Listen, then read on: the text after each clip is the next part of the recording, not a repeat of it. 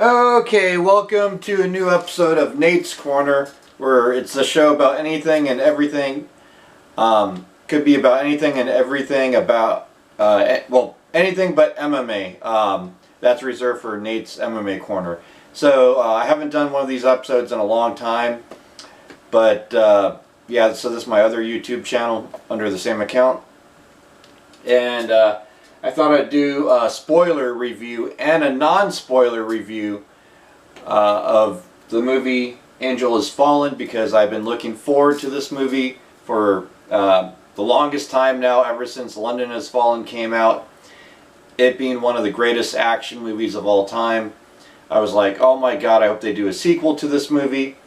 And sure enough, they did. London Has Fallen was a massive international hit. It actually made more money than Olympus Has Fallen, although Olympus Has Fallen, I believe, made more money domestically.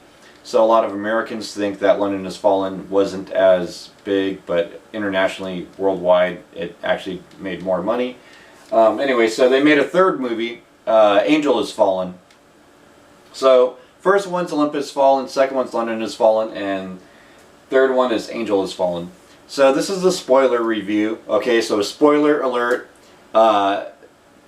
Turn it off and watch the non-spoiler review if you don't want to be spoiled with the movie review. So anyways, in this one, basically Mike Banning is going through a training. This movie starts off, he's going through a training camp, and then it's revealed later on in the movie that the guy running the training camp is setting him up, making him look like he tried to assassinate the President of the United States.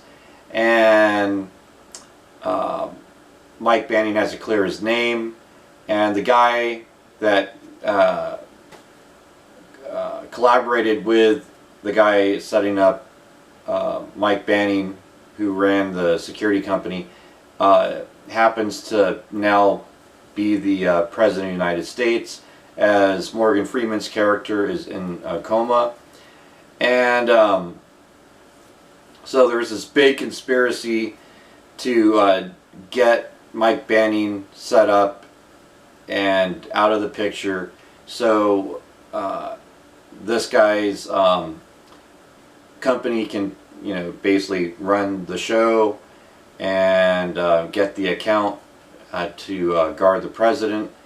And then also, meanwhile, this guy who was vice president gets promoted to president due to Morgan Freeman's character being in a coma, now has all the power in the world, essentially. So, big conspiracy. Mike Banning has to go through this, clear his name. He runs into his dad in the woods, who's played by Nick Nolte. And then you have all the while you have his wife worried about him, and he now has the kid. As the second movie, they were setting up, he was setting up the bedroom for his kid, and this one he now has a kid. And so his family, he's concerned for his family's safety, and he has to clear his name.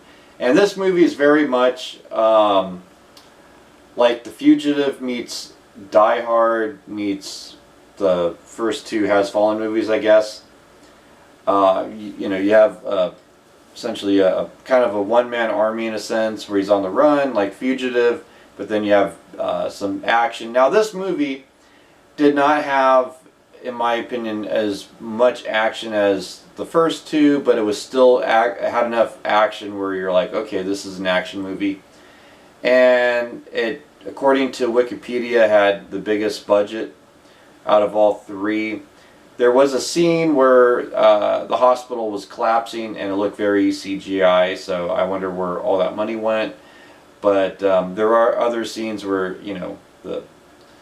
the sets and landscapes look really nice, so maybe that's where the money went. But anyways, I came in with very high expectations of this movie, as I felt London Has Fallen is one of the greatest movies of all time. And this movie I expected to be one of the best, if not the best movie of 2019. And now 2019 hasn't wrapped up yet, but so far this takes a spot. It pretty much met my expectations. Is it better than London Has Fallen? I would say it's that close to being as good as London Has Fallen. London Has Fallen is just a nudge better, but this movie does come close. It's very different. It goes in a different direction because London Has Fallen was pretty much a 90-some-odd minute shoot-'em-up action movie. This one's a 2-hour character-driven, story-driven movie with some action set pieces in the mix. There was a scene where he escapes the clutches, the bad guys, and one of the bad guys that ends up dying in a car accident, you know, that Mike Banning, you know, basically kills. He turns out to be a guy he had a beef with, and that's where he starts picking up like, oh, I was set up by this company. And I thought that they could have saved that guy for a big fight scene at the end of the movie. I think that would have really made it more epic. And then also do a little bit more with the fight scene with the main villain. I mean, he just stabs him, and then he sits there and bleeds to death, and Mike Banning sits next to him, and you know, they just kind of look at each other, and that's it. So, I mean, you know, a couple nitpicks, but nothing major. It was still a great movie. Definitely best movie of 2019 thus far. And if you haven't seen it yet, and you're not, again, I gave you a heads up, this was a spoiler review. So if you haven't seen it yet, and you're not bugged by my spoilers on this one, which again, I said at the beginning of this video, this is a spoiler review, then yeah, go see it. Okay, so anyways, there you have it, and I give this movie an A+. Oh, and stay past the credits, there's one post-credit scene when they're in, him and his dad are in like a relaxation spa. Anyways, so that wraps it up. Bye.